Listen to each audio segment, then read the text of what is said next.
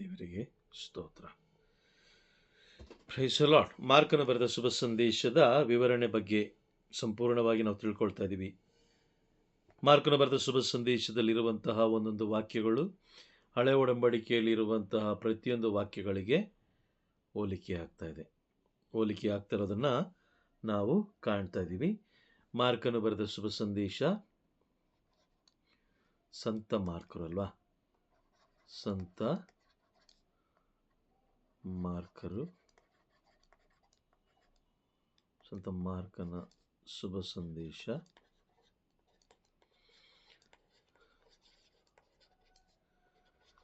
ಶುಭ ಸಂದೇಶದ ವಿವರಣೆ ಭಾಗ 7. Praise the lord. ಭಾಗ 7. ಮಾರ್ಕನ ಬರೆದ ಶುಭ ಸಂದೇಶ 1ನೇ ಅಧ್ಯಾಯ 1ನೇ ವಾಕ್ಯದ ಪ್ರಾರಂಭದಲ್ಲೇ ಸಂತ ಮಾರ್ಕರು 2 ಪದಗಳನ್ನು ಬಳಸ್ತಾರೆ. ದೇವರ ಪುತ್ರರಾದ ಯೇಸು ಕ್ರಿಸ್ತರ ಶುಭ ಸಂದೇಶ. ಯೇಸು ಕ್ರಿಸ್ತರ ಶುಭ ಸಂದೇಶ. ಈ ಕ್ರಿಸ್ತ ಎಂಬ ಪದ ಓಕೆ ಇಲ್ಲಿ ಪ್ರಭು ಯೇಸು ಕ್ರಿಸ್ತ ಅಲ್ಲಿ ಬರೆದಿದ್ದಾರ. ಪುತ್ರರಾದ, ದೇವರ ಪುತ್ರರಾದ ಯೇಸು ಕ್ರಿಸ್ತ ಅಂತ ಅವ್ರು ಹೇಳ್ತಾರೆ. ಯೇಸು ಕ್ರಿಸ್ತ, ಯೇಸು ಕ್ರಿಸ್ತ. ಈ ಕ್ರಿಸ್ತ ಎಂಬ ಪದ ಇದೆಯಲ್ಲ, ಇದು ಗ್ರೀಕ್ ಭಾಷೆಯಲ್ಲಿ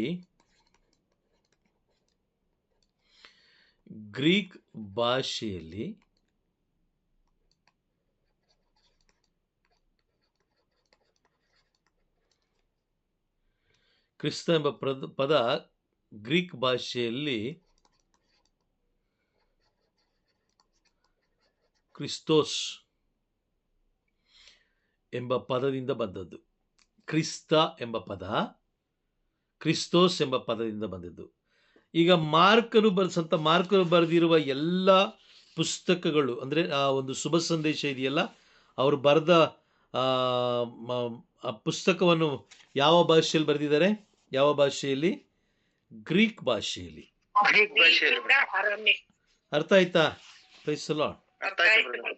ಅವ್ರು ಬರೆದ ಭಾಷೆ ಅರಾಮಿಕ್ ಭಾಷೆ ಪದಗಳನ್ನು ಕೊಟ್ಟು ಅವರು ಭಾಷಾಂತರ ಮಾಡಿ ಓಕೆ. ಈ ಒಂದು ಪದ ಕ್ರಿಸ್ತೋಸ್ ಎಂಬ ಪದ ಗ್ರೀಕ್ ಭಾಷೆಯಿಂದ ಅದನ್ನು ವಿಂಗಡಿಸಿ ಎಲ್ಲಿ ಬರೆದಿದ್ದಾರೆ? ಕ್ರಿಸ್ತ ಎಂಬ ಪದದಲ್ಲಿ ಇದು ಮಾಡಿದ್ದಾರೆ. ಅದನ್ನು ಹಿಬ್ರೂ ಭಾಷೆಯಲ್ಲಿ ನಾವು ನೋಡಿದ್ರೆ, ಕ್ರಿಸ್ತ ಎಂಬ ಪದ ಹಿಬ್ರೂ ಭಾಷೆಯಲ್ಲಿ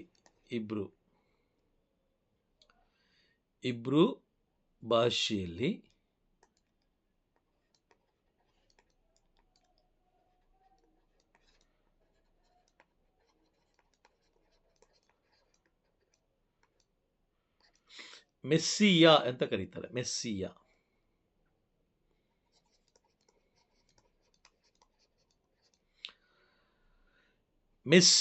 ಪ್ರೈಸ್ ದಿ ಲಾರ್ಡ್. ಮೆಸ್ಸಿಯ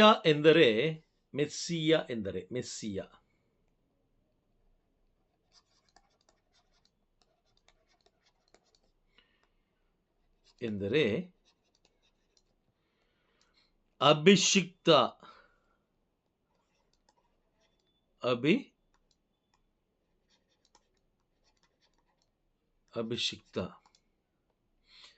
ಅಥವಾ ಅಭ್ಯಂಗಿತ ಅಥವಾ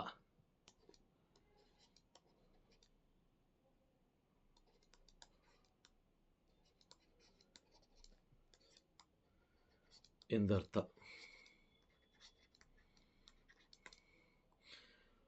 ಅಭಿಷಿಕ್ತ ಅಥವಾ ಅಭ್ಯಂಗಿತ. ಅದನ್ನು ಕನ್ನಡ ಭಾಷೆಯಲ್ಲಿ ಅನುವಾದಿಸಬೇಕಾದ್ರೆ, ಯಾವುದನ್ನ? ಮೆಸ್ಸಿಯವನ್ನು ಕನ್ನಡ ಭಾಷೆಯಲ್ಲಿ ಅನುವಾದ ಮಾಡಬೇಕಾದ್ರೆ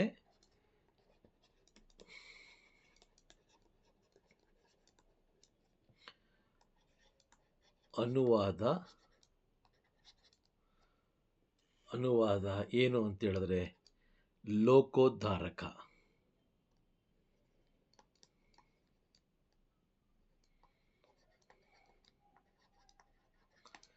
ಪ್ರೈಸ್ ದಿ ಲಾರ್ಡ್. ಕ್ರಿಸ್ತ ಎಂಬ ಪದ ಗ್ರೀಕ್ ಭಾಷೆಯಿಂದ ಬಂದದ್ದು ಕ್ರಿಸ್ತೋಸ್. ಕ್ರಿಸ್ತೋಸ್ ಎಂಬ ಪದದಿಂದ ಬಂದಂಥದ್ದು. ಅದೇ ಕ್ರಿಸ್ತ ಎಂಬ ಪದ ಇಬ್ರು ಭಾಷೆಯಲ್ಲಿ ಮೆಸ್ಸಿಯ ಎಂದು ಕರೆಯಲ್ಪಡುತ್ತೆ. ಮೆಸ್ಸಿಯ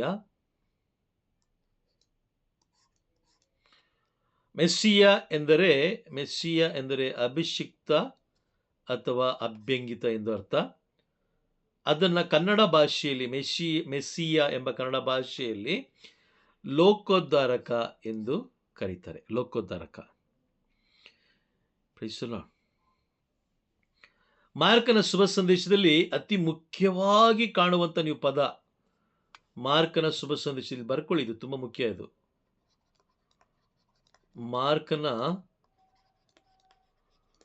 ಶುಭ ಸಂದೇಶದಲ್ಲಿ ಅತಿ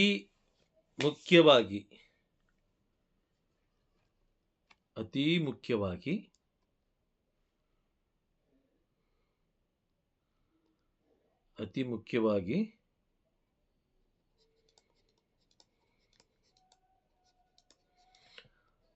ಬಳಸಿದ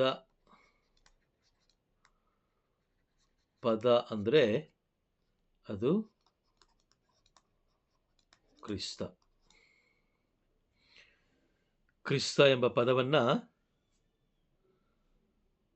ಮಾರ್ಕರು ಬಳಸ್ತಾರೆ.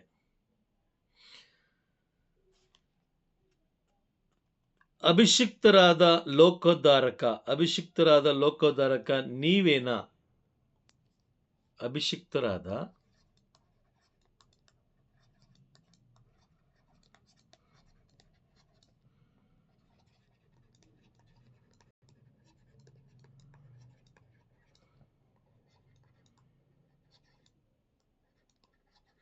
ನೀವೇನಾ ಎಂಬ ಒಂದು ಪದವನ್ನ ಶುಭ ಸಂದೇಶದ ಮಧ್ಯಭಾಗದಲ್ಲಿ ಸಂತ ಮಾರ್ಕರು ಬರೀತಾರೆ.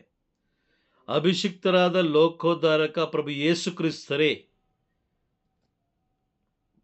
ಕ್ರಿಸ್ತರೇ ಅಭಿಷಿಕ್ತರಾದ ಲೋಕೋದ್ಧಾರಕ ಎಂಬ ಆ ಒಂದು ಸತ್ಯವನ್ನ ಅವ್ರು ಬರೀತಾರೆ. ಎಲ್ಲಿ ಅಂತ ಹೇಳಿದ್ರೆ ಮಾರ್ಕನು ಬರೆದ ಶುಭ ಸಂದೇಶ 8ನೇ ಅಧ್ಯಾಯ ವಾಕ್ಯ 29 ನಾವು ಓದೋಣ. 8:29. 8ನೇ ಅಧ್ಯಾಯ 29ನೇ ವಾಕ್ಯ.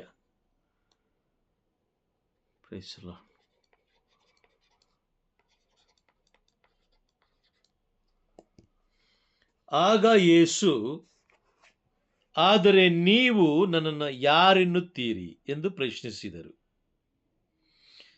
ಅದಕ್ಕೆ ಪೇತ್ರನು, ಅಭಿಷಿಕ್ತರಾದ ಲೋಕೋದ್ಧಾರಕ ತಾವೇ ಎಂದು ಉತ್ತರವಿತ್ತನು.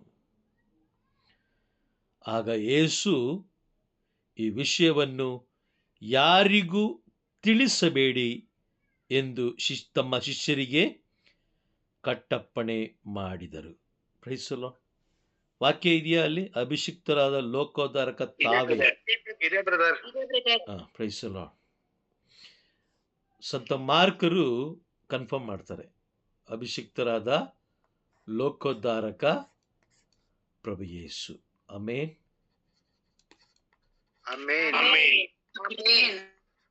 ಪ್ರಭು ಯೇಸು ಕ್ರಿಸ್ತರೆಂಬುದಾಗಿ ಅವರು ತಿಳಿಸ್ತಾರೆ. ಅರ್ಥ ಆಯ್ತಾ? ದೇವರ ಪುತ್ರ ಎಂಬುದು ಕೂಡ ಅವರೇ. ದೇವರ ಪುತ್ರ ಎಂಬುದು ಕೂಡ ಅವರೇ ತಿಳಿಸೋದು. ಮಾರ್ಕ 1ನೇ ಅಧ್ಯಾಯ 1ನೇ ವಾಕ್ಯದ ಮೊದಲನೇ ಭಾಗ. 1ನೇ ಅಧ್ಯಾಯದ 1ನೇ ವಾಕ್ಯ. ದೇವರ ಪುತ್ರರಾದ ಯೇಸು ಕ್ರಿಸ್ತರ ಶುಭ ಸಂದೇಶ. Praise the lord. ಅರ್ಥ ಆಯ್ತಾ?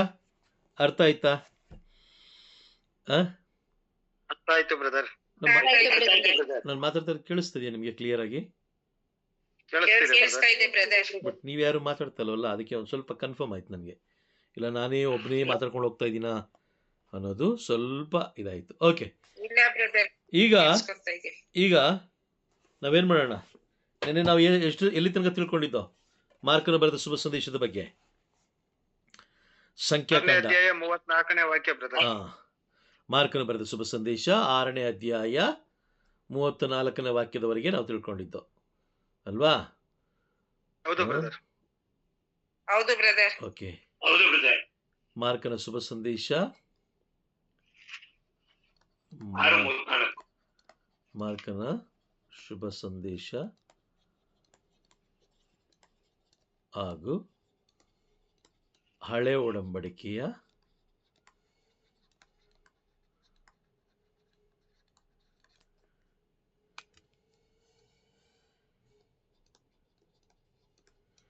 ಹಳೆ ಒಡಂಬಡಿಕೆಯಲ್ಲಿ ಹೋಲುವಂಥ ಹೋಲಿಕೆಯ ವಾಕ್ಯಗಳು ಅಲ್ವಾ? Praise the lord. ಹೋಲಿಕೆಯ ವಾಕ್ಯಗಳು, ಹೌದಾ? ಹೌದು ಬ್ರದರ್. ಓಕೆ, ಹೌದು ಬ್ರದರ್. ಹಳೆ ಒಡಂಬಡಿಕೆ ಹಾಗೆ ನಿನ್ನೆ ಇದು ಮಾಡ್ಕೊಂಡಾಗೆ ನೀವೇನು ಮಾಡ್ಕೊಳ್ಳಿ, ಒಂದು ಹಳೆ ಒಡಂಬಡಿಕೆ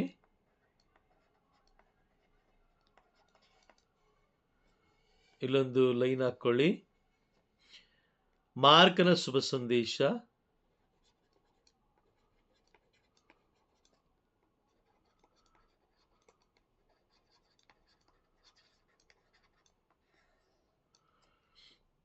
ಇಲ್ಲಿ ಹೋಲಿಕೆಯ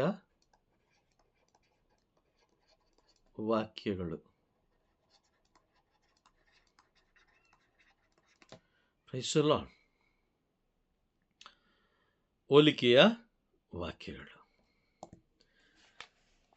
ಮೊದಲನೇದಾಗಿ ಸಂತ ಮಾರ್ಕರು ಹೇಳ್ತಾರೆ, ಮಾರ್ಕರು ಬರೀತಾರೆ ಶುಭ ಸಂದೇಶದಲ್ಲಿ, ಮಾರ್ಕರು ಬರೀತಾರೆ ದೇವರು ಒಬ್ಬರೇ. ಆಮೆನ್. ದೇವರು ಒಬ್ಬರೇ. ಒಬ್ಬರೇ. ಆಮೇನ್. ಆಮೇನ್. ಆಮೆನ್. ದೇವರು ಒಬ್ಬರೇ ಅಂತ ಯಾರು ಬರೀತಾರೆ? ಸಂತ ಮಾರ್ಕರು. ಸಂತ ಮಾರ್ಕರು ಮೊದಲನೇದಾಗಿ ಬರೀತಾರೆ. ನೋಡಿ, ದೇವರನ್ನ ಯೇಸು ಸ್ವಾಮಿ ಜೊತೆಯಲ್ಲಿ ಅವರು ಯಾವುದೇ ರೀತಿಯಾದ ಒಡನಾಟ ಇಲ್ಲ.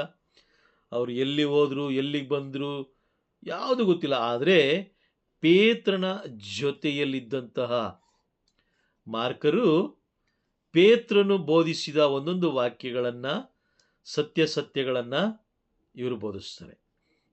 ಏನಂತ ಹೇಳ್ತಾರೆ ನೋಡಿ, ಸರ್ವೇಶ್ವರ ಸ್ವಾಮಿ ಒಬ್ಬರೇ ದೇವರು. ನೋಡಿ, ಬರ್ಕೊಳ್ಳಿ ಅದೇ ರೀತಿ, ಸರ್ವೇಶ್ವರ ಸ್ವಾಮಿ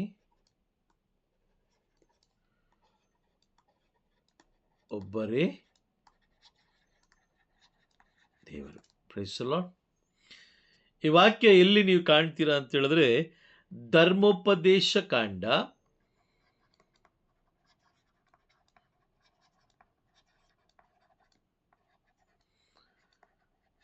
4ನೇ ಅಧ್ಯಾಯ ವಾಕ್ಯ 35ರಲ್ಲಿ ನೀವು ಕಾಣ್ತೀರಾ. 4:35. ಇಂಗ್ಲೀಷಲ್ಲಿ ಏನು ಹೇಳ್ತಾರೆ Lima sister? Deuteronomy. Deuteronomy brother. ಡ್ಯೂಟ್ರಾನಮಿನಾ? ಡ್ಯೂಟ್ರಾನಮಿ. ಹೌದು. Praise the Lord. ಡ್ಯೂಟ್ರಾನಮಿ ಓದಿ, ವಾಕ್ಯ ಓದಿ. ಸರ್ವೇಶ್ವರ ಸ್ವಾಮಿ ಒಬ್ಬರೇ ದೇವರು, ಬೇರೆ ದೇವರೇ ಇಲ್ಲವೆಂದು ನೀವು ಅರಿತುಕೊಳ್ಳುವುದಕ್ಕಾಗಿ ಇದನ್ನೆಲ್ಲ ನಿಮಗೆ ಮಾತ್ರ ತೋರಿಸಲಾಗಿದೆ. Praise the Lord. ಸರ್ವೇಶ್ವರ ಸ್ವಾಮಿ ಒಬ್ಬರೇ ದೇವರು, ಬೇರೆ ದೇವರೇ ಇಲ್ಲವೆಂದು ನೀವು ಅರಿತುಕೊಳ್ಳುವುದಕ್ಕಾಗಿ ಇದನ್ನೆಲ್ಲ ನಿಮಗೆ ಮಾತ್ರ ತೋರಿಸಲಾಗಿದೆ. ಎಂತಹ ವಾಕ್ಯ ನೋಡಿ. ಮೋಶೆಯ ಜೊತೆಯಲ್ಲಿದ್ದಂತಹ ಆ ಇಸ್ರೇಲ್ ಜನರಿಗೆ ಅವರ ಜೀವಿತದಲ್ಲಿ ನಡೆದ ಒಂದೊಂದು ಘಟನೆಗಳು ಏನನ್ನು ತಿಳಿಸ್ತಾ ಇದೆ? ಸರ್ವೇಶ್ವರ ಸ್ವಾಮಿ ಒಬ್ಬರೇ ದೇವರು, ಬೇರೆ ಯಾವ ದೇವರು ಇಲ್ಲ ಎಂಬುದಾಗಿ ತಿಳಿಯಪಡಿಸೋದಕ್ಕೋಸ್ಕರ ಎಲ್ಲ ಘಟನೆಗಳು ನಡೀತು ಅಲ್ವಾ? Praise the lord. ಅದೇ ವಾಕ್ಯ ಮಾರ್ಕನು ಬರೆದ ಶುಭ ಸಂದೇಶ 12ನೇ ಅಧ್ಯಾಯ ವಾಕ್ಯ 32 ಓದಿ. 12:32. ಇದನ್ನು ಕೇಳಿದ ಆ ಧರ್ಮಶಾಸ್ತ್ರಿ ಬೋಧಕರೇ, ಚೆನ್ನಾಗಿ ಹೇಳಿದ್ದೀರಿ. ದೇವರು ಒಬ್ಬರೇ, ಅವರ ಹೊರತು ಬೇರೆ ದೇವರಿಲ್ಲ ಎಂದು ನೀವೇ ಹೇಳಿದ್ದು ಸತ್ಯ. ದೇವರು ಒಬ್ಬರೇ, ಅವರ ಹೊರತು ಬೇರೆ ದೇವರಿಲ್ಲ ಎಂದು ನೀವು ಹೇಳಿದ್ದು ಸತ್ಯ. Praise the Lord. ಧರ್ಮೋಪದೇಶ ಖಂಡದಲ್ಲೂ ಅದೇ ಹೇಳಿದ್ದು ಅಲ್ವಾ? ಸರ್ವೇಶ್ವರ ಸ್ವಾಮಿ ಒಬ್ಬರೇ, ಹೌದು, ಒಬ್ಬರೇ ದೇವರು, ಬೇರೆ ದೇವರು ಇಲ್ಲ. ಹೌದಾ? ಹೌದಾ? ಹೌದು ಬ್ರದರ್. ನಾನು ಗ್ರೂಪಲ್ಲಿ ಒಂದು ಮೆಸೇಜ್ ಹಾಕಿದೆ, ನೋಡಿದ್ರ ನೀವು? ಒಂದು ಫೇಸ್ಬುಕ್ ಒಂದು ಮೆಸೇಜ್ ಹಾಕಿದೆ, ಒಬ್ಬ ಫಾದರ್ ಮಾತಾಡೋವಂಥದ್ದು. ನೋಡಿದ್ರಾ? ನೋಡಿಲ್ವಾ? ಅಥವಾ ನಾನು ಹಾಕಿಲ್ವಾ? ತಮಿಳುನಾಡಲ್ಲಿ ಒಬ್ಬ ಫಾದರ್ ಇದ್ದಾರೆ. ಅವರು ತುಂಬ ಸುಂದರವಾದ ಒಂದು ಬೋಧನೆಯನ್ನು ಕೊಡ್ತಾರೆ. ಅವರು ಹೇಳ್ತಾರೆ, ಯೇಸು ಸ್ವಾಮಿ ಹಾಗೂ ಯೇಸು ಸ್ವಾಮಿಯ ಶಿಷ್ಯರು ಯಾರೇ ಆಗಲಿ, ಅವರು ಈ ದಾರದ ಮುಖಾಂತರ, ತಾಯಿತದ ಮುಖಾಂತರ, ಬೇರೆ ಬೇರೆ ವಸ್ತುಗಳ ಮುಖಾಂತರ ನಿನಗೆ ನಾನು ಬಿಡುಗಡೆ ಕೊಡ್ತೀನಿ ಬಾ ಅಂತ ಯಾವ ಶಿಷ್ಯನು ಇಲ್ಲಿಯ ತನಕ ಹೇಳಲಿಲ್ಲ. ಹೌದಾ? ಹೌದಾ? ಯಾವ ಶಿಷ್ಯನು ಹೇಳಿಲ್ಲ, ತಾಯಿತ ಕಟ್ಟಿದ್ರೆ ಎಲ್ಲ ಸರೋಗುತ್ತೆ, ಕೈಯಲ್ಲಿ ದಾರ ಕಟ್ಕೊಂಡ್ರೆ ಎಲ್ಲ ಸರೋಗುತ್ತೆ, ಕುತ್ತಿಗೆಯಲ್ಲಿ ದಾರ ಕಟ್ಕೊಂಡ್ರೆ ಎಲ್ಲ ಸರೋಗುತ್ತೆ ಅಂತ ಯಾವ ಯೇಸು ಸ್ವಾಮಿಯ ಶಿಷ್ಯನು ಕೂಡ ಹೇಳಿಲ್ಲ. ಅದೇ ರೀತಿ ಯಾವುದೇ ಪ್ರವಾದಿಗಳು ಹೇಳಿಲ್ಲ, ಯಾವ ಸಂತರುಗಳು ಕೂಡ ಹೇಳಿಲ್ಲ. ಇದು ಜಾಸ್ತಿ ನಡೆಯೋದು ಎಲ್ಲಿ ಅಂತ ಹೇಳಿದ್ರೆ ಸಂತ ಅಂತೋಣಿಯವರ ದೇವಾಲಯದಲ್ಲಿ. ಹೌದಾ? ತಾಯ್ತ ಕಟ್ಟೋದು, ದಾರ ಕಟ್ಟೋದು. ಹೌದಾ? ಅಂತೋಣಿಯ ಚೀಟಿ ಅಂತ ಹಾಕ್ತಾರೆ. ಆ ಒಬ್ಬ ಯಾಜಕರು ಬೋಧನೆ ಮಾಡ್ತಾರೆ. ಸಂತ ಅಂತೋಣಿಯವರು ಕೂಡ ಅವರ ಜೀವನದಲ್ಲಿ ಬೈಬಲ್ನ ಬಿಟ್ಟು ಬೇರೆ ಏನನ್ನು ಅವರು ಲೋಕಕ್ಕೆ ಸಂದೇಶ ಕೊಡಲಿಲ್ಲ. ಅವರು ಯಾವುದೇ ವ್ಯಕ್ತಿಗೆ ದಾರ ಕಟ್ಟಲಿಲ್ಲ, ಯಾವುದೇ ವ್ಯಕ್ತಿಗೆ ತಾಯ್ತ ಕಟ್ಟಲಿಲ್ಲ, ಯಾವುದೇ ವ್ಯಕ್ತಿಗೆ ಬೇರೆ ಯಾವುದೇ ವಸ್ತುಗಳ ಮುಖಾಂತರ ಏನು ಮಾಡಲಿಲ್ಲ, ಸಂದೇಶ ನೀಡಲಿಲ್ಲ.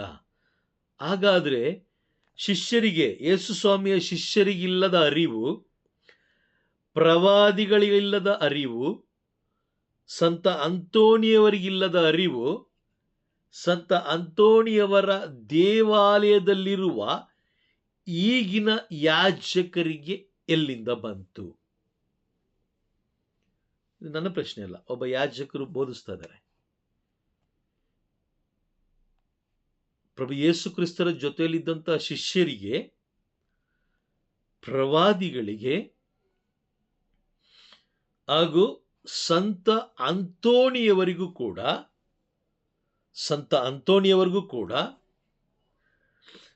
ಇಲ್ಲದಂಥ ಅರಿವು, ಇಲ್ಲದಂಥ ಜ್ಞಾನ, ಇಲ್ಲದಂಥ ಅಧಿಕಾರ ನಿನಗೆ ಕೊಟ್ಟವರು ಯಾರು?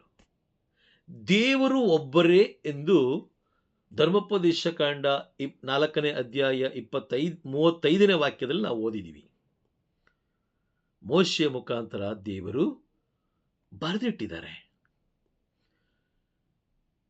ಮಾರ್ಕನು ಬರೆದ ಶುಭ ಸಂದೇಶ 12ನೇ ಅಧ್ಯಾಯ 32ನೇ ವಾಕ್ಯದಲ್ಲೂ ಕೂಡ ದೇವರು ಒಬ್ಬರೇ ಎಂಬುದಾಗಿ ಅತಿ ಸುಂದರವಾಗಿ ಒಂದು ಎಚ್ಚರಿಕೆಯ ಸಂದೇಶವನ್ನು ಸಂತ ಮಾರ್ಕರು ಕೂಡ ಈ ಲೋಕಕ್ಕೆ ಕೊಟ್ಟಿದ್ದಾರೆ. ಹಾಗಾದರೆ ಈ ದಿನದ ಯಾಜಕರಿಗೆ ಎಲ್ಲಿಂದ ಬಂತು ಅಜ್ಞಾನ? ಯಾರು ಕೊಟ್ಟಿದ್ದ ಅಧಿಕಾರ? ಪ್ರಶ್ನೆ ಕರೆಕ್ಟ್ ಇದೆ ಅಲ್ವಾ? ಯಾಜಕರು ಕೇಳ್ತಾರ, ಪ್ರಶ್ನೆ ಕರೆಕ್ಟ್ ಇದೆಯಾ? ಅದೆಲ್ಲಿಂದ ಬಂತು ಅಂತ ಹೇಳಿದ್ರೆ, ಹಣ, ಅಧಿಕಾರ, ಹೆಸರು ಮಾಡೋದಕ್ಕಾಗಿ. ಹಣ, ಅಧಿಕಾರ, ಹೆಸರು ಮಾಡೋದಕ್ಕಾಗಿ. ಹೆಸರು ಮಾಡಲಿಕ್ಕೆ ಏನು ಬೇಕಾದರೂ ಮಾಡ್ತಾರೆ ಕೆಲವು ಯಾಜಕರು. ಹೆಸರು ಮಾಡಬೇಕು, ಹೇಗಾದರೂ ಮಾಡಿ ಹೆಸರು ಮಾಡಬೇಕು. ಈ ಯಾಜಕ ಕೇಳ್ತಾರೆ, ಧರ್ಮಸಭೆಯ ಯಾಜಕ ಕೇಳ್ತಾರೆ, ಅವ್ರು ಯಾರಿಗೂ ಇಲ್ಲದ ಜ್ಞಾನ, ಅಧಿಕಾರ ನಿನಗೆ ಯಾರು ಕೊಟ್ಟಿದ್ದು? ನಿನಗೆ ಎಲ್ಲಿಂದ ಬಂತು? ಒಂದು ದಾರದ ಮುಖಾಂತರ ನೀನು ಬಿಡುಗಡೆ ಕೊಡ್ತೀಯಾ ಅಂತ ಹೇಳಿದ್ರೆ ಹೇಗೆ ಸಾಧ್ಯ? ಹಾಗಾದ್ರೆ ಇಷ್ಟು ದೊಡ್ಡ ಬೈಬಲ್ ಏನಕ್ಕೆ ಬೇಕಾಗಿತ್ತು? ಇಷ್ಟು ದೊಡ್ಡ ಬೈಬಲ್ ಏನಕ್ಕೆ ಬೇಕಾಗಿತ್ತು? ಇಸ್ರೇಲ್ ಜನರಿಗೆ ಆ ಸಮುದ್ರವನ್ನು ಇಬ್ಬಾಗ ಮಾಡುವಂಥ ಅವಶ್ಯಕತೆ ಏನಿತ್ತು? Praise the lord. ದೇವರು ಮನಸ್ಸು ಮಾಡಿದಿದ್ರೆ ಸುತ್ತಾಕೊಂಬರಿ ಇನ್ನೊಂದು 40 ವರ್ಷ ಅಂತ ಹೇಳಿರೋರು. ಹೇಳ್ತಾ ಇರ್ಲಿಲ್ವಾ? ಹೇಳ್ತಾ ಇದ್ರು. ಆದ್ರೆ ಯಾಕೆ? ಧರ್ಮೋಪದೇಶ ಕಂಡ 4ನೇ ಅಧ್ಯಾಯ 35ನೇ ವಾಕ್ಯದಲ್ಲಿ ಸ್ಪಷ್ಟವಾಗಿ ಹೇಳ್ತಾರೆ, ಸರ್ವೇಶ್ವರ ಸ್ವಾಮಿ ಒಬ್ಬರೇ ಎಂಬುದನ್ನು ನೀವು ತಿಳಿದುಕೊಳ್ಳಬೇಕು ಎಂಬ ಕಾರಣಕ್ಕಾಗಿ ಎಲ್ಲ ಅದ್ಭುತಗಳನ್ನು ಮಾಡಿ ದೇವರು ನಿಮಗೆ ತಿಳಿಸ್ಕೊಟ್ಟಿದ್ದಾರೆ. ನಮಗಂಗಲ್ಲ, ನಮಗಾಗ್ದಲ್ಲ. ನಮಗೆ ಇನ್ನೂ ಮೇಲೆ ಪ್ರೈಸ್ ದಿ ಲಾರ್ಡ್, ಇನ್ನು ಮೇಲೆ ಒಂದು ಜ್ಞಾನವನ್ನು ದೇವರು ನಮಗೆ ಕೊಟ್ಟಿದ್ದಾರೆ. ಏನು? ಪ್ರಕಟಣೆ ಪುಸ್ತಕವನ್ನೇ ನಮಗೆ ಕೊಟ್ಬಿಟ್ರು. ಏನು? ಮುಂದೆ ಏನು ನಡೆಯುತ್ತೆ ಅನ್ನೋದು ಕೂಡ ನಮಗೆ ದೇವರು ತಿಳಿಸ್ಕೊಟ್ಟಿದ್ದಾರೆ. ಆಮೆನ್. Praise the lord. ಆದ್ರೆ ಎಚ್ಚರವಾಗದೆ ದಾರಗಳು ಕಟ್ಕೊಂಡು, ತಾಯ್ತಗಳು ಕಟ್ಕೊಂಡು, ಹಬ್ಬಗಳನ್ನು ಮಾಡಿಕೊಂಡು, ಹರಿದಿನಗಳನ್ನು ಮಾಡಿಕೊಂಡು, ಹುಣ್ಣಿಮೆಗಳನ್ನು ಮಾಡಿಕೊಂಡು, ಸಂಭ್ರಮ ಸಡಗರಗಳನ್ನು ಮಾಡಿಕೊಂಡು, ಅಂತಿಮ ದಿನದಲ್ಲಿ ನಾವು ನೋವನ ಕಾಲದಲ್ಲಿ ಹೆಂಗಿತ್ತೋ ಅದೇ ರೀತಿ ನಾವು ಜೀವಿಸ್ತಾ ಇದ್ದೋ ಅಂತ ಹೇಳಿದ್ರೆ ಖಂಡಿತವಾಗ್ಲೂ ನಾವು ಎರಡನೇ ಮರಣವನ್ನ ಕಳ್ಕೊಳ್ತೀವಿ. ಮೊದಲನೇ ಮರಣ ಓಕೆ, ಎರಡನೇ ಮರಣ ನಾವು ಕಳ್ಕೊಳ್ತೀವಿ. Price the lord. ಅರ್ಥ ಆಯ್ತಾ? ಸರ್ವೇಶ್ವರ ಸ್ವಾಮಿ ಒಬ್ಬರೇ. ಸಂತರುಗಳು ಎಲ್ಲ ಪ್ರಭು ಯೇಸು ಕ್ರಿಸ್ತರು ನುಡಿದ ಮಾರ್ಗದಲ್ಲೇ, ಅವರು ತಿಳಿಸಿಕೊಟ್ಟ ಮಾರ್ಗದಲ್ಲೇ ಪರಿಶುದ್ಧವಾಗಿ ಜೀವಿಸಿದವರು. ನಮ್ಮ ಹಾಗೆ ಕಳಪೆ ಅಲ್ಲ ಅಲ್ವಾ? ನಮ್ಮ ಹಾಗೆ ಕಳಪೆ ಅಲ್ಲ. ನಾವು ಕಳಪೆನೇ. ನಾವು ಯಾಕೆ ಕಳಪೆ ಹೇಳಿ ನೋಡೋಣ? ಯಾಕೆ ಕಳಪೆ? ಶಿವಾಜಿನಗರಕ್ಕೆ ಹೋಗ್ತೀವಿ, ಹೌದಾ? ಡೋರ್ನಳ್ಳಿಗೆ ಹೋಗ್ತೀವಿ, ಬೆಟ್ಟಲ್ಸೂರ್ಗೆ ಹೋಗ್ತೀವಿ, ವೆಲಾಂಗಣಿಗೆ ಹೋಗ್ತೀವಿ. ಏನಕ್ಕೋಸ್ಕರ ಹೋಗ್ತೀವಿ? ಯಾವ ಉದ್ದೇಶದ ಮೇಲೆ ಹೋಗ್ತೀವಿ? ಈ ದಿನಗಳಲ್ಲಿ ನೋಡಿದ್ದೀರಾ, ಕೆಲವು ಜನ ವೆಲಾಂಗಣಿಗೆ ಗಡ್ಡ ಬಿಡ್ತಾರೆ. ಇಷ್ಟುದ್ದ ಗಡ್ಡ, ತಲೆ ಕೂದಲು. ಯಾರು ಹೇಳಿದ್ದು? ಪ್ರಕಟಣೆಯ ಕಾಲದಲ್ಲಿ ನಾವಿದ್ದೀವಿ. ಪ್ರಕಟಣೆ ನೆರವೇರುವ ಕಾಲದಲ್ಲಿ ನಾವಿದ್ದೀವಿ. ನಿಜವಾದ ಏಕದೇವರನ್ನು ಆರಾಧಿಸದೆ ನಾವು ನಿಜವಾದ ಏಕದೇವರನ್ನ ಬದಿಗಿಟ್ಟು ವ್ಯಕ್ತಿಗಳನ್ನ, ವಸ್ತುಗಳನ್ನ ದೇವರಾಗಿ ನಾವು ಮಾಡ್ಕೊಂಡಿದ್ದೀವಿ. ಇದೇ ಅಂತಿಮ ಕಾಲದ ಮುಖ್ಯವಾದ ಸೂಚನೆ. ಮೊನ್ನೆ ಕ್ಲಾಸಲ್ಲಿ ನಾವು ತಿಳ್ಕೊಂಡಿದ್ದಲ್ವಾ? ಮೊದಲನೆಯ ಪಾಪ ಯಾವುದು ಅಂದರೆ ದೇವರನ್ನ ಅಂಗೀಕಾರ ಮಾಡ್ಕೊಳ್ಳೋದಿರೋದು, ದೇವರನ್ನ ಅಕ್ಸೆಪ್ಟ್ ಮಾಡ್ಕೊಳ್ಳೋದಿರೋದು. Praise the Lord. ಹೌದಾ? ಓಕೆ. ಎರಡನೇದಾಗಿ ಹೋಲಿಕೆಯ ವಾಕ್ಯವನ್ನು ನೋಡೋಣ. ಎರಡನೇ ವಾಕ್ಯ ಯಾವುದು ಅಂತ ಹೇಳಿದ್ರೆ, ಎರಡನೇ ವಾಕ್ಯ ಓಕೆ, ನಿನ್ನ ದೇವರಾದ ಸರ್ವೇಶ್ವರ, ನಿನ್ನ ದೇವರಾದ ಸರ್ವೇಶ್ವರ ಆಜ್ಞಾಪಿಸಿದಂತೆ ನಿನ್ನ ತಂದೆ ತಾಯಿಗಳನ್ನು ಗೌರವಿಸಬೇಕು. ನಿನ್ನ ತಂದೆ ತಾಯಿಗಳನ್ನು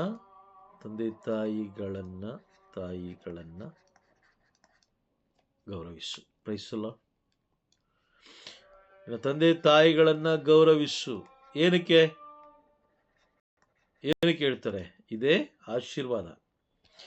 ಓಕೆ, ಈ ವಾಕ್ಯವನ್ನು ನಾವು ಎಲ್ಲಿ ನೋಡ್ತೀವಿ ಅಂತ ಹೇಳಿದ್ರೆ ಧರ್ಮೋಪದೇಶ ಕಾಂಡ, ಹಳೆ ಒಡಂಬಡಿಕೆಗೆ ಹೋಗಿ ಧರ್ಮೋಪದೇಶ ಕಾಂಡ 5ನೇ ಅಧ್ಯಾಯ ವಾಕ್ಯ 16 ಓದೋಣ. 16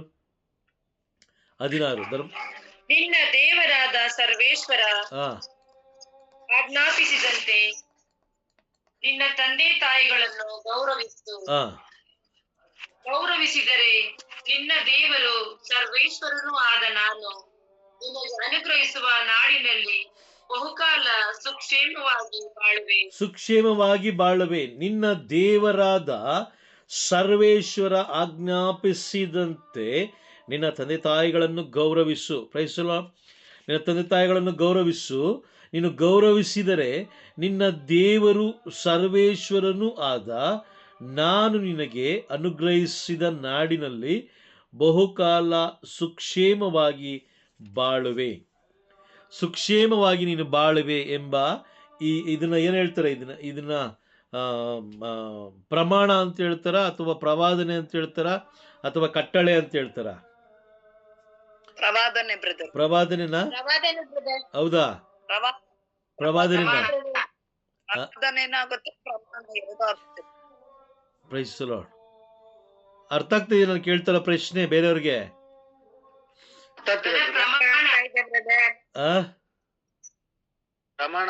ಪ್ರಮಾಣನ? ಪ್ರಮಾಣ ಅಂದ್ರೆ ಏನು? ಪ್ರಮಾಣ ಅಂದ್ರೆ ಅರ್ಥ ಏನು?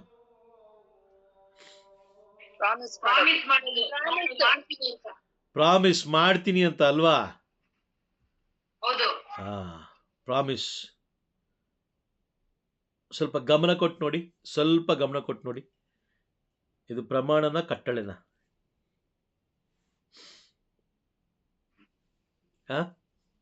ಕಟ್ಟಳೆ ಕೂಡ. ಕರೆಕ್ಟಾಗಿ ಹೇಳಿ, ಯೋಚನೆ ಮಾಡಿ ಕರೆಕ್ಟಾಗಿ ಹೇಳಿ. ನೀನು ಮಾಡಿದ್ರೆ ನಾನು ಮಾಡ್ತೀನಿ. ಪ್ರಮಾಣ ಬ್ರದರ್, ನೀವು ಮಾಡಿದ್ರೆ ನಾನು ಮಾಡ್ತೀನಿ. ಲ್ಯಾಂಡ್ ಪ್ರಾಮಿಸ್ ಮಾಡ್ತಾರೆ, ಹೌದಾ? ಹೌದು ಬ್ರದರ್. ಪ್ರವಾದನೆನ, ಪ್ರಮಾಣನ, ಕಟ್ಟಳೆನ ಏನದು? ಕರೆಕ್ಟಾ ನೋಡಿ. ಹೌದು ಬ್ರದರ್. ಡೌಟ್ ಅಲ್ಲಿ ಬೇಡ, ಕರೆಕ್ಟ್ ಆಗಿ ಹೇಳಿ. ಡೌಟ್ ಇಲ್ಲ ಬ್ರದರ್, ಪ್ರಾಮಿಸ್ ಬ್ರದರ್ ಇದು. ಓಕೆ, ಬೇರೆಯವ್ರು ಏನ್ ಹೇಳ್ತೀರಾ?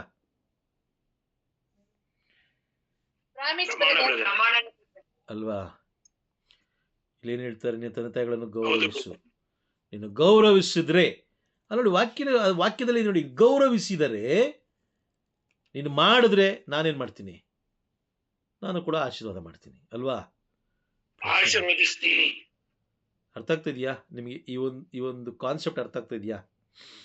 ಅರ್ಥ ಆಗ್ತಾ ಇದೆ ಬ್ರದರ್. ಈ ವಾಕ್ಯದ ಕಾನ್ಸೆಪ್ಟ್ ಅರ್ಥ ಆಗ್ತಾ ಇದೆಯಾ? ಅರ್ಥ ಆಯ್ತು ಬ್ರದರ್. ನೀವು ಮಾಡಿದ್ರೆ ನಾನು ಮಾಡ್ತೀನಿ. ನೀವು ಮಾಡಿದ್ರೆ ನಾನು ಮಾಡ್ತೀನಿ. ನೀವು ಮಾಡದೆ ಹೋದ್ರೆ ನಾನು ಮಾಡಲ್ಲ.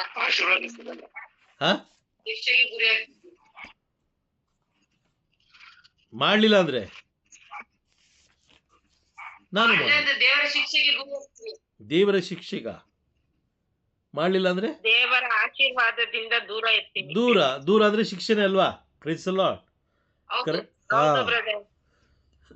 ಓಕೆ, ಈ ವಾಕ್ಯ ಎಲ್ಲಿ ಮಾರ್ಕನ ಬರೆದ ಶುಭ ಸಂದೇಶ ಎಲ್ಲಿ ನೋಡ್ತೀರಿ ನೀವು ಅಂತ ಹೇಳಿದ್ರೆ 7ನೇ ಅಧ್ಯಾಯ 10ನೇ ವಾಕ್ಯ ಓದಿ.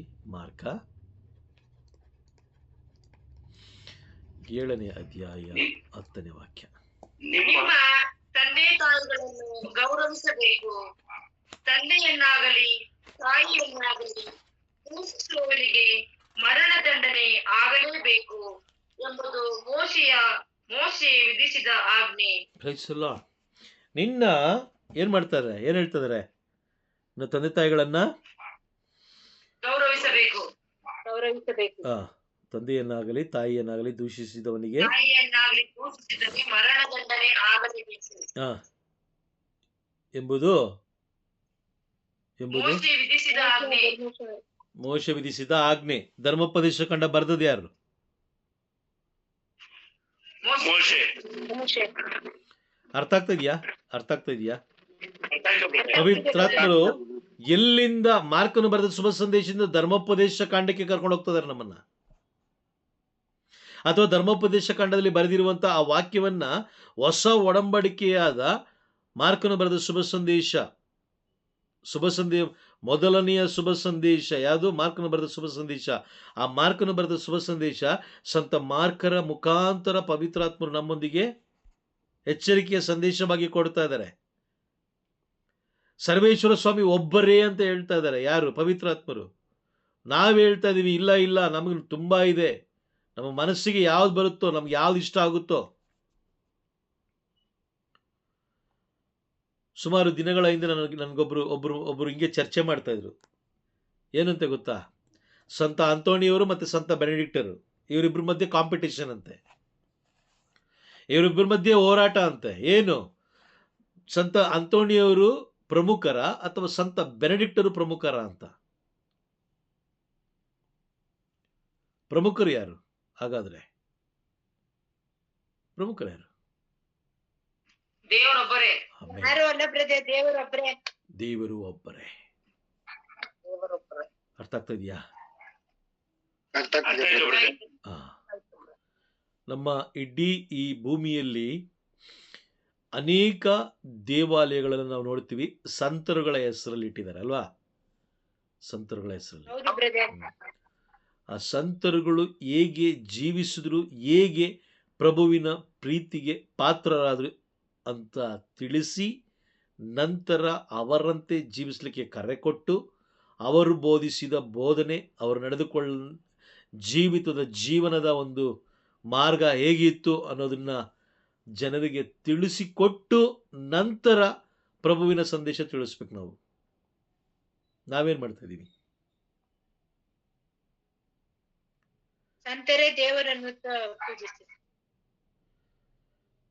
ಶಿಷ್ಯರಿಗೆ, ಯೇಸು ಸ್ವಾಮಿ ಶಿಷ್ಯರಿಗೆ ಇಲ್ಲದಂಥ ಜ್ಞಾನ, ಪ್ರವಾದಿಗಳಿಗೆ ಇಲ್ಲದಂಥ ಜ್ಞಾನ, ಸಂತರುಗಳಿಗೆ ಇಲ್ಲದಂಥ ಒಂದು ಹೊಸ ಜ್ಞಾನವನ್ನ ಈ ದಿನದ ಬೋಧಕರು ಅಥವಾ ಯಾಜಕರು ಅಥವಾ ಪಾಸ್ಟರ್ಸ್ಗಳು ಪಡೆದಿದ್ದಾರೆ. ಏನದು? ಮನಸ್ಸಿಗೆ ಬಂದದೆಲ್ಲವನ್ನ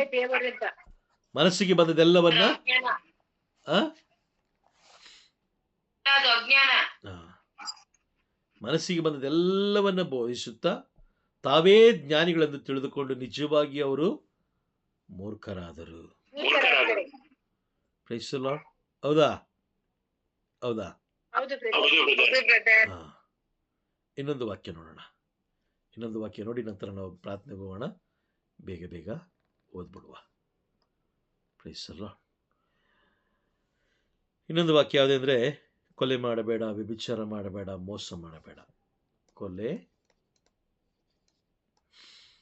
ಮಾಡಬೇಡ, ನಂತರ ವ್ಯಭಿಚಾರ ಮಾಡಬೇಡ,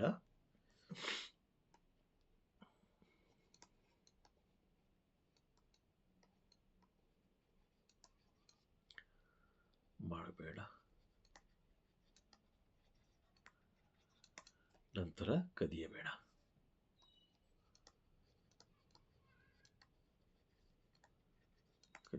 ಪ್ರೈಸ್ ದಿ ಲಾರ್ಡ್. ಈ ಒಂದು ವಾಕ್ಯದ ಹಳೆ ಒಡಂಬಡಿಕೆ ನಾವು ನೋಡ್ತೀವಿ. ಧರ್ಮೋಪದೇಶ ಕಾಂಡ 5ನೇ ಅಧ್ಯಾಯ ವಾಕ್ಯ 17ರಿಂದ 20 ಓದಿ.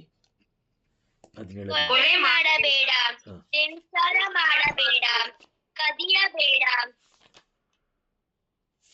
ನೆರೆಯ ಸುಳ್ಳು ಸಾಕ್ಷಿ ಹೇಳಬೇಡ.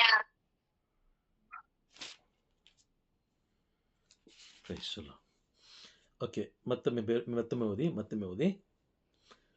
ಕೊಲೆ ಮಾಡಬೇಡ, ವ್ಯಭಿಚಾರ ಮಾಡಬೇಡ, ಕದಿಯಬೇಡ, ನೆರೆಯವನ ವಿರುದ್ಧ ಸುಳ್ಳು ಸಾಕ್ಷಿ ಹೇಳಬೇಡ. ಅಲ್ವಾ? ಹೌದಾ? ಕರೆಕ್ಟಾ? ಇದೆಯಾ? ವಾಕ್ಯ ಇದೆಯಾ? Praise the lord. ವಾಕ್ಯ ಇದೆ. ಈ ವಾಕ್ಯವನ್ನ ಮಾರ್ಕನು ಬರೆದ ಶುಭ ಸಂದೇಶದಲ್ಲಿ ನಾವು ನೋಡ್ಬೋದು.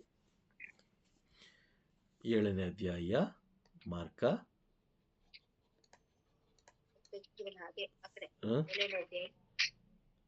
ಮಾರ್ಕ 10ನೇ ಅಧ್ಯಾಯ 19 ಓದಿ. ನರಹತ್ಯೆ ಮಾಡಬೇಡ, ಹಾ ವ್ಯಭಿಚಾರ ಮಾಡಬೇಡ, ಹಾ ಕದಿಯಬೇಡ, ಸುಳ್ಳು ಸಾಕ್ಷಿ ಹೇಳಬೇಡ, ಮೋಸ ಮಾಡಬೇಡ, ನಿನ್ನ ತಂದೆ ತಾಯಿಗಳನ್ನು ಗೌರವಿಸು ಎಂದು ಯೇಸು ಉತ್ತರವಿತ್ತರು. Praise the lord.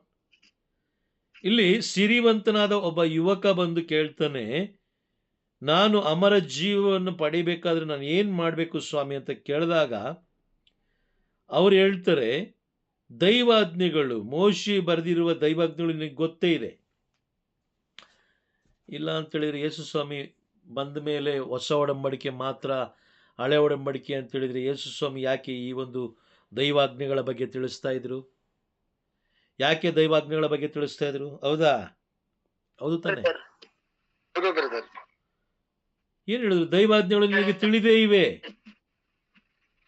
ನರಹತ್ಯೆ ಮಾಡಬೇಡ, ವ್ಯಭಿಚಾರ ಮಾಡಬೇಡ, ಕದಿಯಬೇಡ, ಸುಳ್ಳು ಸಾಕ್ಷಿ ಹೇಳಬೇಡ, ನಿನ್ನ ತಂದೆ ತಾಯಿಗಳನ್ನು ಗೌರವಿಸು ಅಂತ ಯೇಸು ಸ್ವಾಮಿ ಉತ್ತರ ಕೊಟ್ಟರು. ಅದಕ್ಕೆ ಆ ಯುವಕ ಹೇಳ್ತಾನೆ, ನಾನು ಇದು ಬಾಲ್ಯದಿಂದಲೇ ಇವೆಲ್ಲವನ್ನು ನಾನು ಅನುಸರಿಸಿಕೊಂಡು ಬಂದಿದ್ದೇನೆ. ಯಾಕೆ ಯೇಸು ಸ್ವಾಮಿ ಗೊತ್ತಿಲ್ವಾ? ಯೇಸು ಸ್ವಾಮಿ ಗೊತ್ತಿಲ್ವಾ ಆ ಯುವಕ ಅನುಸರಿಸ್ಕೊಂಡು ಬಂದಿದ್ದಾನ ಇಲ್ವಾ ಅಂತ? ಆದ್ರೂ ಯಾಕೆ ಕೇಳಿದ್ರು? ದೇವರ ಅಲ್ಲಿ ಇದು ನೆರವೇರ್ಬೇಕಾಗಿತ್ತು. ಆದ್ರೂ ಯಾಕೆ ಹೇಳಿದ್ರು? ದೇವರ ವಾಕ್ಯ ನೆರವೇರ್ಬೇಕಾಗಿತ್ತು ಬ್ರದರ್. ಕ್ಲಿಯರ್ ಆಗಿ ಕೇಳಿಸ್ತಲ್ಲ ನೀವು ಮಾತಾಡ್ತಿರೋದು. ದೇವರ ವಾಗ್ದಾನ ನೆರವೇರ್ಬೇಕಾಗಿತ್ತು. ದೇವರ ವಾಗ್ದಾನ ನೆರವೇರ್ಬೇಕು. ನೆರವೇರ್ಬೇಕು ಅಲ್ವಾ? Praise the Lord. ಯೇಸು ಸ್ವಾಮಿ ಬಂದಿದ್ದು ಏನಕ್ಕೆ? ವಾಗ್ದಾನಗಳನ್ನ ನೆರವೇರಿಸಲಿಕ್ಕೆ. ಆ ಹುಡುಗ ಮಾತ್ರ ಇದ್ನ? ಇಲ್ಲ ಬ್ರದರ್, ಅನೇಕ ಜನ ಇದ್ರು ಅಲ್ಲಿ. ಅನೇಕ ಜನರಿದ್ರು. ಆಮೇನ್. ಅನೇಕ ಜನರ ಮುಂದೆ ಯೇಸು ಸ್ವಾಮಿ ಆ ಯುವಕನಿಗೆ ಹೇಳ್ತಾರೆ, ದೈವಾಜ್ಞೆಗಳನ್ನು ನಿನಗೆ ತಿಳಿದೇ ಇದೆಯಲ್ಲ, ಅದನ್ನೆಲ್ಲ ನೀನೇನ್ ಮಾಡು? ಅನುಸರಿಸು. ಈಗ ಮತ್ತಾಯ 5ನೇ ಅಧ್ಯಾಯ 17ನೇ ವಾಕ್ಯ ನೆರವೇರ್ತಾ? ಯೇಸು ಸ್ವಾಮಿ ಬಂದಿದ್ದು ಸಿದ್ಧಿಗೆ ತರಲಿಕ್ಕೆ, ರದ್ದು ಮಾಡ್ಲಿಕ್ಕಲ್ಲ. ಅಲ್ಲಿದ್ದ ಜನರೆಲ್ಲ ಏನಂದ್ರು ಆಗ? ಅಯ್ಯಯ್ಯೋ, ನಾವೇನೋ ಹಳೆ ಒಡಂಬಡಿಕೆ ಇಲ್ಲ ಅನ್ಕೊಂಡಿದ್ವಲ್ಲಪ್ಪ, ಮೋಶೆ ಬರೆದಿರೋ ಪುಸ್ತಕ ಇಲ್ಲ ಅನ್ಕೊಂಡಿದ್ವಲ್ಲಪ್ಪ. ಅಯ್ಯೋ, ಇವರು ಅದೇ ಹೇಳ್ತಾ ಇದಾರಲ್ಲ. ಕೇಳಿಸ್ಕೊಂಡ್ರ ಅಲ್ಲಿದ್ದ ಅಕ್ಕಪಕ್ಕದಲ್ಲಿದ್ದವರು? ಎಲ್ಲರೂ ಕೇಳಿಸ್ಕೊಂಡ್ರು. ಆ ದಿನ ಎಲ್ಲರೂ ಕೇಳಿಸ್ಕೊಂಡ್ರು. ಇವತ್ತು ನಾವು ಕೂಡ ಕೇಳಿಸ್ಕೊಳ್ತಾ ಇದ್ದೀವಿ. ಸ್ವಲ್ಪ ಯೋಚನೆ ಮಾಡಿ. ಮಾರ್ಕನ ಬರೆದ ಶುಭ ಸಂದೇಶ 10ನೇ ಅಧ್ಯಾಯ 19ನೇ ವಾಕ್ಯದಲ್ಲಿರುವ ಈ ಪಾಪಗಳನ್ನು ನಾವು ಮಾಡ್ತಾ ಇದೀವ, ಮಾಡ್ತಾ ಇಲ್ವಾ? ಮಾಡ್ತಾ ಇದೀವಿ ಬ್ರದರ್. ಪ್ರತಿ ದಿನ ನಾವು ಮಾಡ್ತಾ ಇದೀವಿ. ಪ್ರತಿದಿನ ನಾವು ಕೊಲ್ತಾ ಇದ್ದೀವಿ, ಪ್ರತಿದಿನ ವ್ಯಭಿಚಾರ ಮಾಡ್ತಾ ಇದ್ದೀವಿ, ಪ್ರತಿದಿನ ನಾವು ಕದಿತಾ ಇದ್ದೀವಿ, ಪ್ರತಿದಿನ ನಾವು ಸುಳ್ಳು ಸಾಕ್ಷಿ ಹೇಳ್ತಾ ಇದ್ದೀವಿ, ಪ್ರತಿದಿನ ನಾವು ತಂದೆ ತಾಯಿಗಳನ್ನ ಅಗೌರವಿಸ್ತಾ ಇದ್ದೀವಿ. Praise the lord. ಅರ್ಥ ಆಗ್ತಾ ಇದೆಯಾ? ಪರಿಶುದ್ಧತೆ ಇಲ್ಲದೆ ದೇವರನ್ನು ಕಾಣಲು ಸಾಧ್ಯ ಇಲ್ಲ. ಪರಿಶುದ್ಧತೆ ಇಲ್ಲದೆ ದೇವರನ್ನು ಕಾಣಲು ಸಾಧ್ಯವಿಲ್ಲ. ಒಬ್ಬ ವ್ಯಕ್ತಿಗೆ ಅಥವಾ ಒಂದು ಕುಟುಂಬಕ್ಕೆ ಅಥವಾ ಒಂದು ದೇವಾಲಯಕ್ಕೆ ದೇವರ ದೈವಾಜ್ಞೆಗಳು ತುಂಬಾ ಮುಖ್ಯ. ಆಮೆನ್. ದೈವಾಜ್ಞೆಗಳನ್ನ ನಾವು ಪಾಲಿಸದೆ ಹೋದ್ರೆ ಪರಿಶುದ್ಧರಾಗಲಿಕ್ಕೆ ಸಾಧ್ಯ ಇಲ್ಲ. ಪರಿಶುದ್ಧತೆ ಇಲ್ಲದೆ ಹೋದ್ರೆ ದೇವರನ್ನು ಕಾಣಲು ಸಾಧ್ಯವಿಲ್ಲ. ಸಾಧ್ಯವಿಲ್ಲ. ವಾಕ್ಯ ಅದೇ ತಾನೆ, ವಾಕ್ಯ ಅದೇ ತಾನೆ ಇರೋದು. ಹೌದು ಬ್ರದರ್. ನಾವು ದೇವರನ್ನ ಕಾಣಬೇಕಾದ್ರೆ ಮುಖ್ಯವಾಗಿ ನಾವು ಎಲ್ಲಿಗೆ ಬರಬೇಕು? ದೈವಾಜ್ಞೆಗಳಿಗೆ ಬರಬೇಕು. ಪರಿಶುದ್ಧತೆ, ಪರಿಶುದ್ಧತೆ ಬೇಕು ಅಂದ್ರೆ ದೈವಾಜ್ಞೆಗೆ. ದೇವರ ಆಜ್ಞೆಗಳನ್ನು ಪ್ರೈಸ್ ದಿ ಲಾರ್ಡ್. ಎಷ್ಟೋ ಜನ ಹೇಳ್ತಾರೆ, ನಾನು ಪಾಪನೇ ಮಾಡ್ತಾ ಇಲ್ಲ, ನಾನು ವ್ಯಭಿಚಾರನೇ ಮಾಡಿಲ್ಲಪ್ಪ, ಇಲ್ಲಿಯ ತನಕ ನಾನು ವ್ಯಭಿಚಾರ ಮಾಡಿಲ್ಲ. ಆದರೆ ಒಬ್ಬ ವ್ಯಕ್ತಿ ಪ್ರತಿದಿನ ವ್ಯಭಿಚಾರ ಮಾಡ್ತಾ ಇರ್ತಾನೆ, ಪ್ರತಿದಿನ ವ್ಯಭಿಚಾರ ಮಾಡ್ತಾ ಇರ್ತಾನೆ. ನಿಜವಾದ ಏಕದೇವರನ್ನ ಅಂಗೀಕಾರ ಮಾಡ್ಕೊಳ್ದಿರೋದೇ ವ್ಯಭಿಚಾರ. ದೇವರಿಗೆ ನೀಡಬೇಕಾದ ಸ್ಥಾನ ಮಾನ ಘನತೆಯನ್ನ ಬೇರೆಯವರಿಗೆ ಕೊಡೋದೇ ವ್ಯಭಿಚಾರ. ನೆನಪಿರಲಿ, ಹೌದಾ? ಹೌದು ಬ್ರದರ್. ವಿಶ್ವಾಸದಲ್ಲೇ ಅದು ವ್ಯಭಿಚಾರ. ವ್ಯಭಿಚಾರ ಯಾಕೋಬ ಬರೆದಿದ್ದಾರೆ. Praise the lord. ಇವತ್ತು ಕ್ಲಾಸ್ ಅರ್ಥ ಆಯ್ತಾ? ಇವತ್ತಿನ ಇಲ್ಲಿಯ ತನಕ 3 ಪಾಯಿಂಟ್ಸ್ ಅರ್ಥ ಆಯ್ತಾ ನಿಮಗೆ? ಹಳೆ ಒಡಂಬಡಿಕೆಯಲ್ಲಿ ಬರೆದಿರುವಂತಹ ಪ್ರತಿಯೊಂದು ವಾಕ್ಯವನ್ನ ಮಾರ್ಕರ ಶುಭ ಸಂದೇಶ ಮುಖಾಂತರ ಮತ್ತೆ ನಮಗೆ ತಿಳಿಸ್ಕೊಡುತ್ತಾ ಎಚ್ಚರಿಸ್ತಾ ಇದ್ದಾರೆ. ಹಾಗಾಗಿ ಎಲ್ಲರೂ ಬಹಳ ಎಚ್ಚರಿಕೆಯಾಗಿರೋಣ, ಬಹಳ ಭಯಭಕ್ತಿಯಿಂದ ನಾವು ಜೀವಿಸಲಿಕ್ಕೆ ಪ್ರಯತ್ನ ಪಡೋಣ. ಬೈಬಲ್ ಇಲ್ಲದೆ ಹೋದರೆ, ನಾವು ದೇವರನ್ನು ಕಾಣಬೇಕಂತ ಹೇಳಿದ್ರೆ ದೈವಾಜ್ಞೆಗಳ ಮುಖಾಂತರ ಪರಿಶುದ್ಧಗೊಂಡು ನಂತರ ನಾವು ದೇವರನ್ನು ಕಾಣಲಿಕ್ಕೆ ಸಾಧ್ಯ. ಅದೇ ರೀತಿ ಆ ದೈವಾಜ್ಞೆಗಳು ಎಲ್ಲಿದೆ ಅಂತ ಹೇಳಿದ್ರೆ ಅದು ಬೈಬಲಲ್ಲಿದೆ. ಹಾಗಾದರೆ ಪ್ರತಿದಿನ ನಾವು ಬೈಬಲ್ ಒಳಗಿರಬೇಕಾದ್ರೆ ಬೈಬಲ್ ನಮಗೆ ಇಬ್ಬಾಯಿ ಕತ್ತಿಯಂತೆ ಜೀವವುಳ್ಳ ವಾಕ್ಯಗಳ ಮುಖಾಂತರ ನಮ್ಮನ್ನ ಹರಿತವಾಗಿ ನಮ್ಮನ್ನ ಏನ್ ಮಾಡಿ, ಎಲ್ಲ ಬಂಧನಗಳನ್ನು ಸೀಳಿ ಸತ್ಯವನ್ನು ನಮಗೆ ಬೋಧಿಸುತ್ತದೆ. Price the lord. ಅರ್ಥ ಆಯ್ತಾ? Okay, fine. Praise the lord. ನಾವು ಕ್ಲಾಸ್ ಮುಗಿಸೋಣ.